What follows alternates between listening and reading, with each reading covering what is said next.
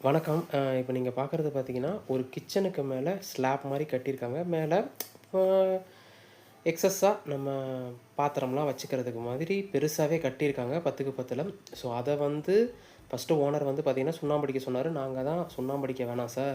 இது மாரி பட்டியே வச்சுக்கங்க. அப்பதான் உங்களுக்கு ஸ்மூத்தா இருக்கும். இந்த மாரி நீங்க பாத்திரம்லாம் வச்சீங்கன்னா, கீறல் ஆகாது. ஏன்னா அது ஸ்பாஞ்சு. அதுவும் இல்லாம பெரும்பாஞ்சு வேற போட்டிருந்தாங்க.